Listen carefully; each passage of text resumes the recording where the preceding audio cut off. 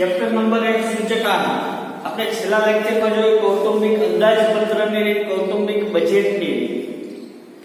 હવે એના પછી આવે છે વાસ્તવિક વેતનની રીત નંબર 10.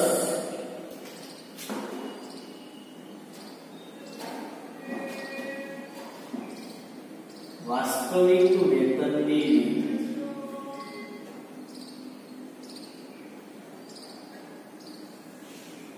વાસ્તવિક વેતનની રીતમાં એનું સૂત્ર છે વાસ્તવિક વેતન બરાબર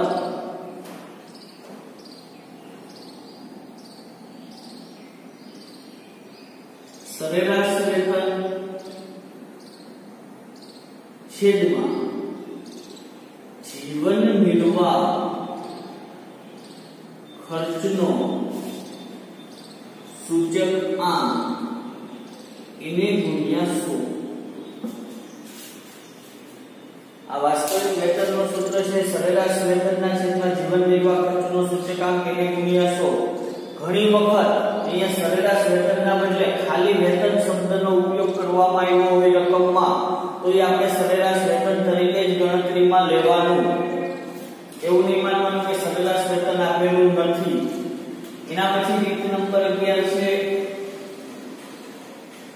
નાણાંની ખરીદ શક્તિ.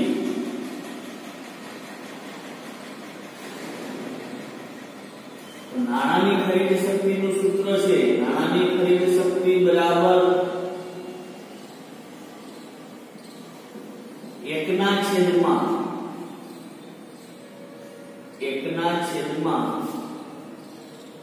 જીવન નિર્વાહ ખર્ચનો સૂચકાંક એને ગુણ્યા 100. યાદ રાખજો, વાસ્તવિક વેતનની સાથે નાણાંની ખરીદ શક્તિ પૂછેલું જ હોય છે. આ બંને એક સાથે જ પૂછવામાં આવે છે મોટે ભાગે. અને આ દાખલો 3 માર્કમાં વિભાગ ડી માં દાખલા નંબર 31 તરીકે મોટે ભાગે વાસ્તવિક વેતન અને નાણાંની ખરીદ શક્તિ બેયનું સંયુક્ત જ આપેલું હોય છે, પૂછવામાં આવે.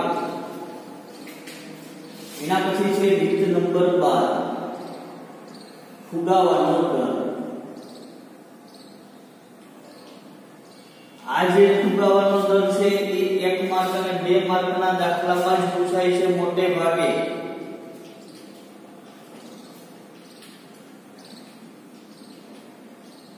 ફુગાવાનો દર બરાબર એનું સૂત્ર છે ચાલુ વર્ષનો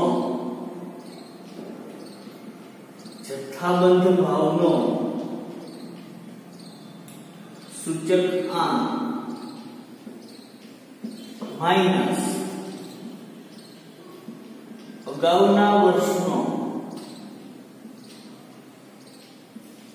જથ્થાબંધ ભાવનો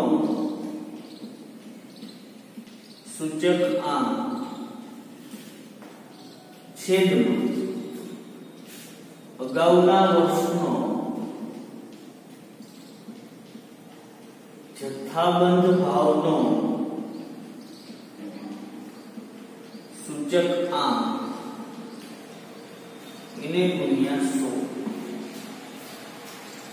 ખાસ ધ્યાન રાખવાનું, જ્યારે ફુગાવાના દરની ગણતરી કરવાનું કીધું હોય ત્યારે એનું સૂત્ર છે ચાલુ વર્ષનો જથ્થાબંધ ભાવનો સૂચકાંક માઈનસ અગાઉના વર્ષનો જથ્થાબંધ ભાવનો સૂચકાંક છેદમાં અગાઉના વર્ષનો જથ્થાબંધ ભાવનો સૂચકાંક એને ગુણ્યા 100.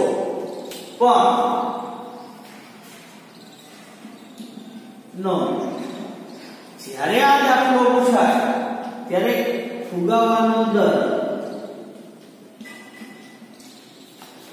એનો જવાબ હંમેશા ટકાવારી માં જ દર્શાવવો.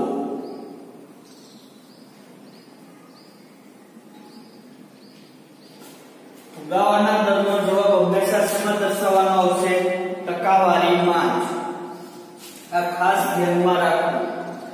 જો ફુગાવાના દરનો જવાબ તમે દાખલો આખો ગણ્યો અને ફુગાવાનો દર આવી રીતે દર્શાવી દીધો 2 અને જો પાછળ ટકાવારીની નિશાની કરતા ભૂલાઈ ગયો તો આના 2 માંથી 1.5 માર્ક મળશે. આનો અડધો માર્ક કમાય છે ટકાવારીની નિશાની કરતા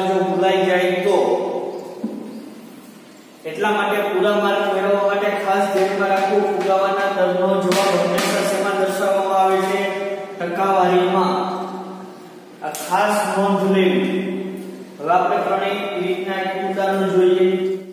આપણે સૂચના આપી છે નીચેની માહિતી પરથી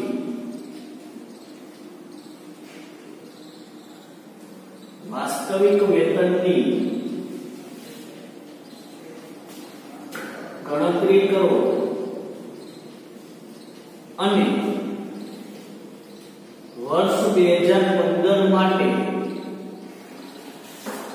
નાણાંની ખરીદ શક્તિ મેળવો.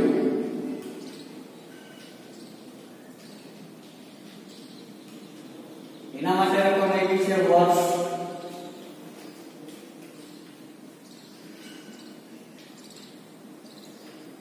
જ્યારે વાસ્તવિક વેતનની ગણતરી કરતા હોય ત્યારે હંમેશા એક એક લીટી છોડતું જવાનું દરેક વર્ષ વચ્ચે, જેથી કરીને ચોખ્ખાઈ દેખાય.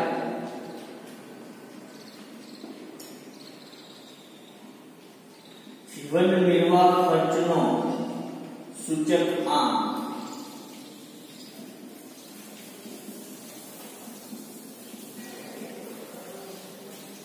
એના પછી કોઈ છે વેતન અથવા તો સરેરાશ વેતન. આ બેમાંથી કોઈ પણ શબ્દનો ઉપયોગ કર્યો હોય બે કિંમત એક જ ગણાય છે.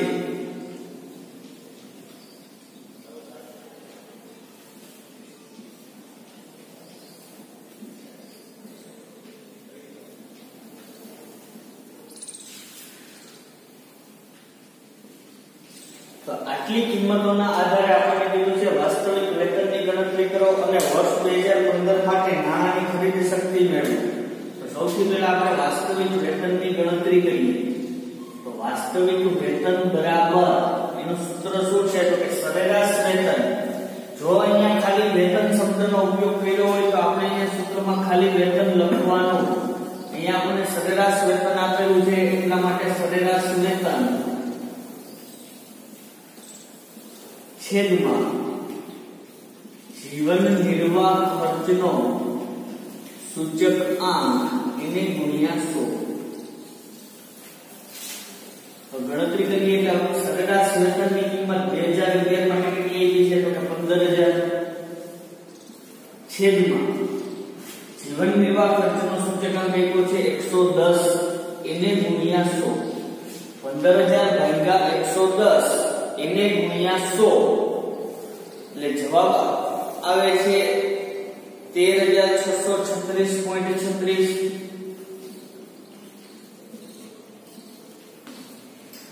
એના પછી 2012 ના વર્ષ માટે સરેરાશ વેતનની કિંમત છે 18000 છેદમાં 2012 ના વર્ષનો જીવન નિર્વાહ ખર્ચનો સૂચકાંક 115 એને ગુણ્યા 100 એટલે કે 18000 ભાગ્યા 115 એને ગુણ્યા 100 એટલે 15652.17.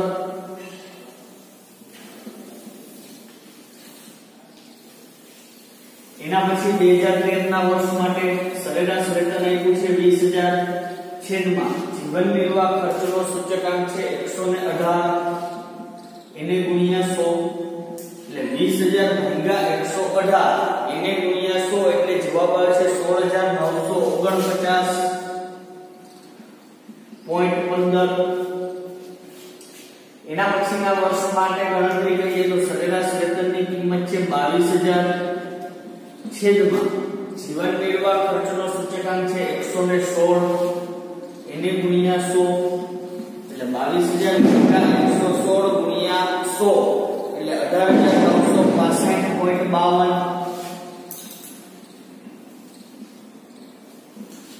એના પછીના વર્ષ માટે ગણતરી કરીએ તો સરેરાશ વેતનની કિંમત છે 24000 છેદમાં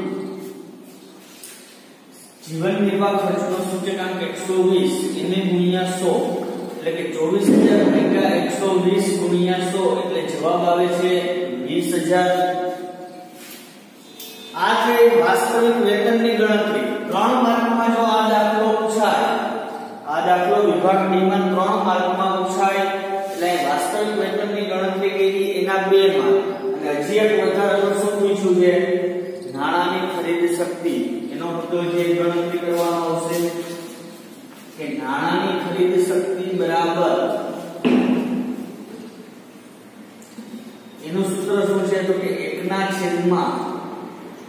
જીવન નિર્વાહ ખર્ચનો સૂચકાંક એને ગુણ્યા 100 એટલે 1/,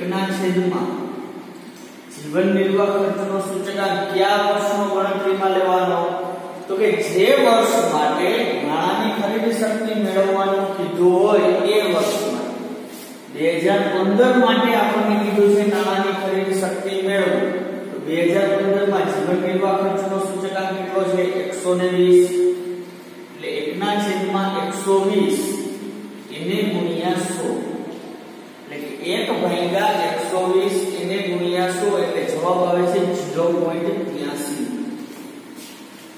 આ થઈ નાણાંની ખરીદી શક્તિ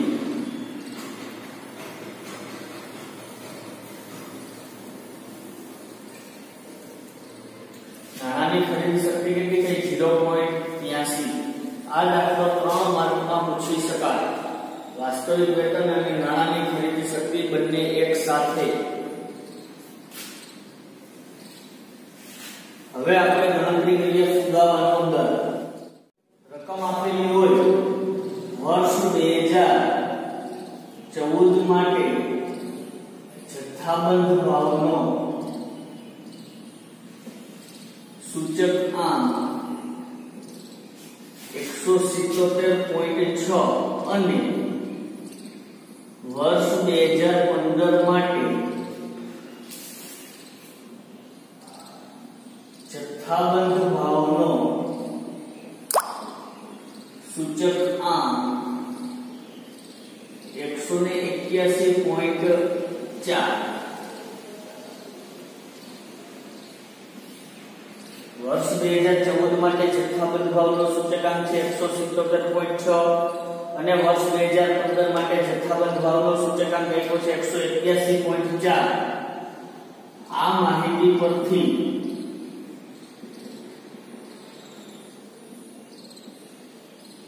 ફુગાવાનો દર મેળવો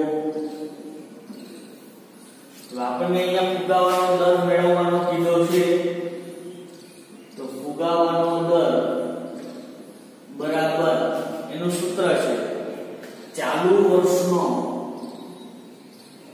જથ્થાબંધ ભાવનો સૂચકાંક માઈનસ અગાઉના વર્ષનો જથ્થાબંધ ભાવનો સૂચકાંક છેદમાં અગાઉના વર્ષનો જથ્થાબંધ ભાવનો સૂચકાંક એને ગુણ્યા 100 અહીંયા 2014 અને 2015 બે પ્રકારના વર્ષનો ઉલ્લેખ કરવામાં આવેલ છે 2014 અને 2015 આમાં ચાલુ વર્ષ એના માટે તમને અગાઉ લાસ્પેર પાસે અને ફિશર ભૈરા ત્યારે કીધું હતું કે જે નાનું વર્ષ હોય કેવું વર્ષ હોય આધાર વર્ષ અને જે મોટું વર્ષ હોય કેવું હોય ચાલુ વર્ષ તો અહીંયા મોટું વર્ષ શું છે 2014 કે 2015 કે 2015 તો 2015 છે કેવું વર્ષ કહેવાય ચાલુ વર્ષ તો ચાલુ વર્ષનો જથ્થાબંધ ભાવનો સૂચકાંક એટલે કે વર્ષ 2015 નો જથ્થાબંધ ભાવનો સૂચકાંક કેટલો છે તો 181.4 માઈનસ અગાઉના વર્ષનો આ કયા વર્ષનો સૂચકાંક છે તો કે 2015 એની અગાઉનું વર્ષ કયું થાય તો કે 2014 તો 2014 ના વર્ષનો જથ્થાબંધ ભાવનો સૂચકાંક છે 177.6 છેદમાં અગાઉના વર્ષનો એટલે 177.6 એને ગુણ્યા 100 સૌથી પહેલા તો આપણે કિંમતની બાદબાકી કરીએ એટલે 181.4 માઈનસ 177.6 181.4 માઈનસ 177.6 એટલે જવાબ આવે છે 3.8 છેદમાં 177.6 ગુણ્યા 100 હવે અહીંયા ગુણાકાર અને ભાગાકાર 3.8 ભાગ્યા 177.6 એને ગુણ્યા 100 એટલે જવાબ આવે છે 2.14 આ થયો ફુગાવાનો દર ખાસ ધ્યાન રાખવાનું અહીંયા જ્યારે ફુગાવાના દરનો જવાબ લખીએ ત્યારે છેલ્લે ટકાવારીની નિશાની દર્શાવવાની ફુગાવાનો દર કેટલો થયો 2.14%. જો આ ટકાવારીની નિશાની ન દર્શાવો તો આનો અડધો માર્ક કપાય. અહીંયા ટકાવારીની નિશાની દર્શાવવી ખાસ જરૂરી છે. અહીંયા આપણે સૂચકાંક ચેપ્ટર પૂરું. હવે આપણે નેક્સ્ટ લેક્ચરમાં ત્રીજું ચેપ્ટર નિયત સંબંધનો અભ્યાસ